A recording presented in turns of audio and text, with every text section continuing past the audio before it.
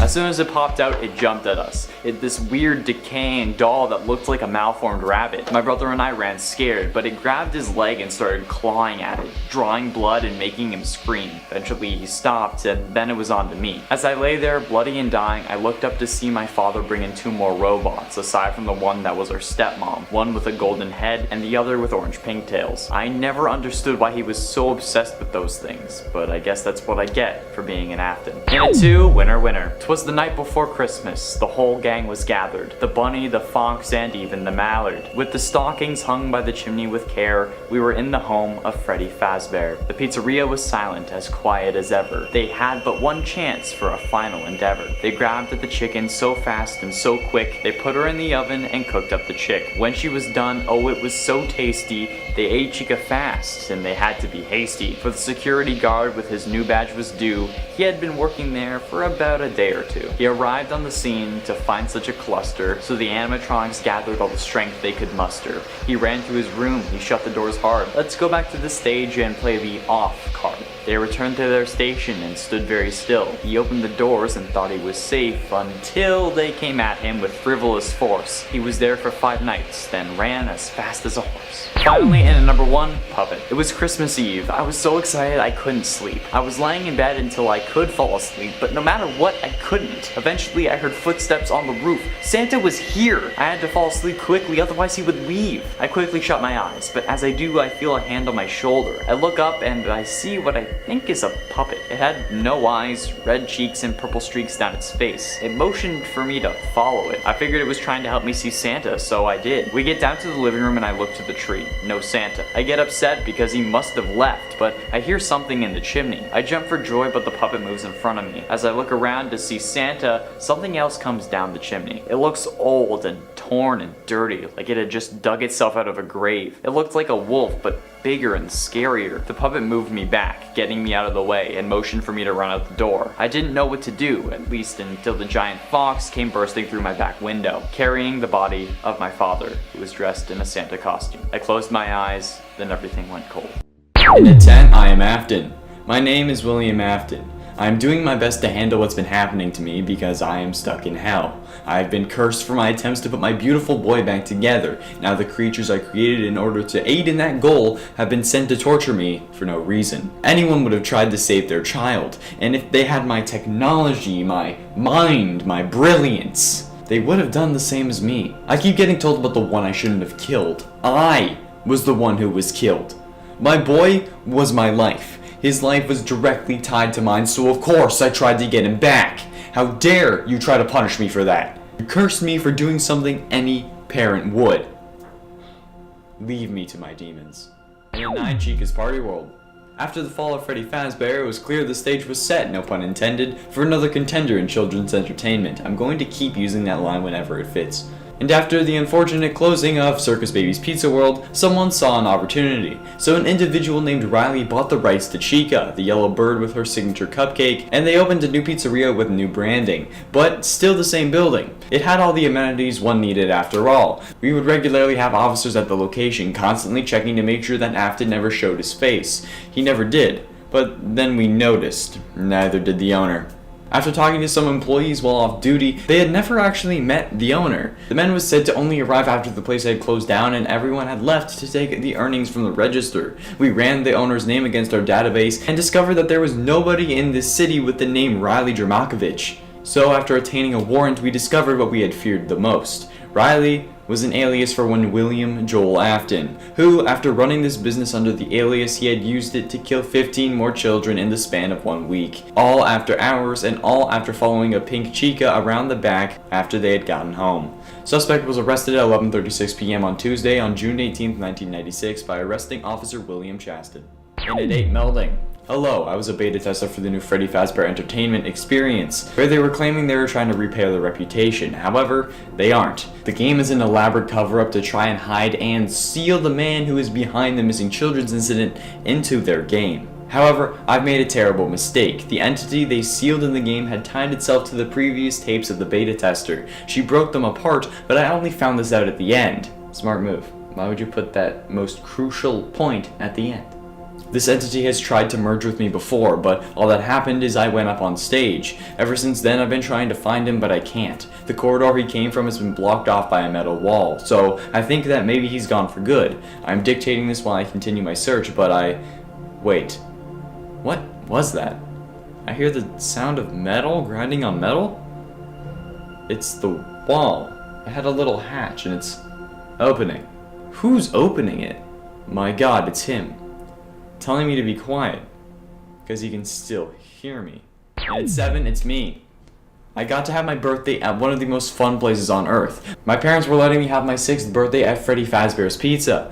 When we got there, my friend Brian was already there. After a few minutes, my other friends Jenny, Grayson, and Daniel showed up. Since it was their first time here, they decided to sneak backstage with my other friends to try and see Freddy himself. When we did, I ran over and hugged him. He hugged me back. I asked when Golden Freddy would be out, and he said a few minutes, but to follow him where we can go get some pizza. He asked what my name was, and I told him, Noah Blackley. We followed him to the back room, but he was gone, and a man in a purple sweater had arrived instead. The last thing I remember is screaming and someone banging on a locked door, and seeing my friends being put into some spare suits.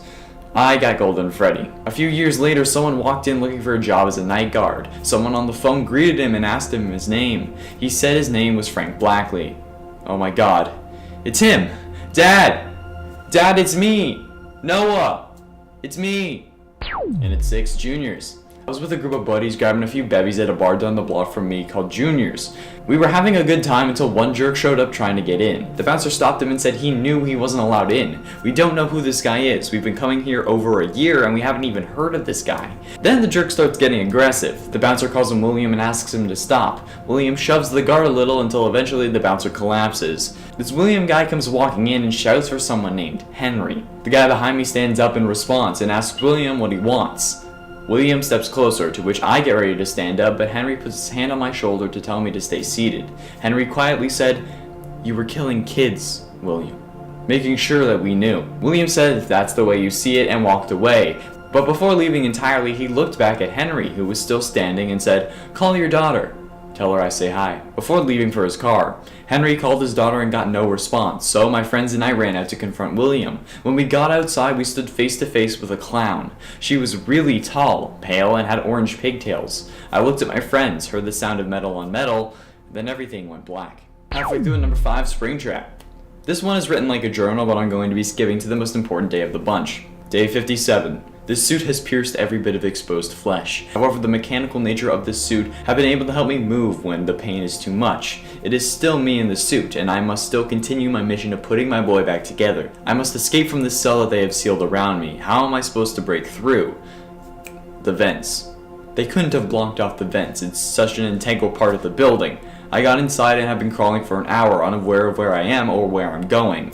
I finally see a light. I head towards it. However, when I get there, I see someone sitting in an office chair. He flashes a light, so I back away.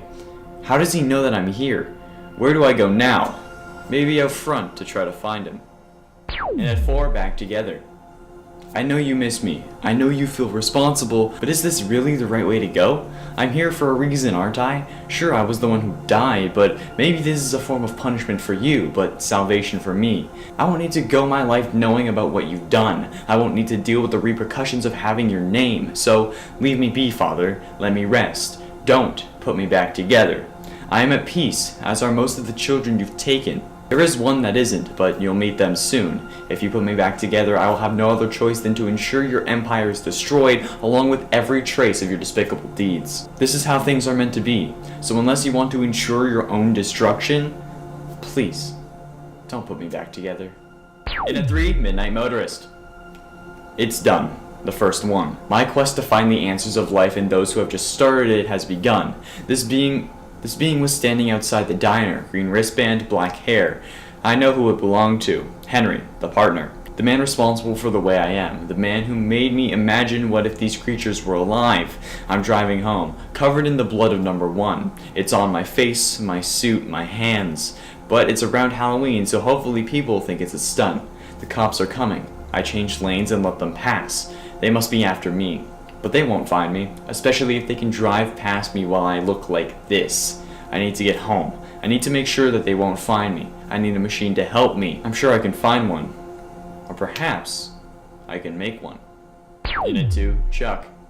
Recently, I've been playing a lot of the Five Nights at Freddy's, all of the different games. 1, 2, 3, 4, and Sister Location are all amazing. But a side effect from all these games is very worrisome, and now I believe it to be real. Not in I believe these places really exist, but when I go to Chuck E. Cheese, I feel as if I am at Freddy Fazbear's. I see Freddy and the gang rather than Chucky and his gang. I see men in purple rather than workers. I don't know what to do. I've even seen kids be lured into the back. I told a worker and he says that that's ridiculous, so I decided to check it out. I went into the back rooms and looked for myself. When I checked though, I saw a man dressed in a Chucky suit in that same room. He saw me and asked what I was doing. I stood there silent because I know what's about to happen if I told him my true intentions. He ushered me out of the room and back to my parents, but then another Chucky came by to bring me back. I was very confused, but my parents let me. When I got out of sight, everything went black. Finally, in at number 1, break the cycle. He's still alive.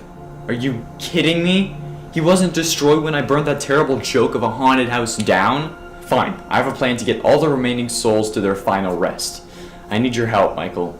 I know that he's your father, but he's done unspeakable things. He's not really your father anymore. There's only one option. For the week, we will simulate a pizzeria and bring everyone back. The music will lure the others, and I will bring back my daughter with another bear. And your father will be back to continue his mission. Does he know about you? Do you know about you?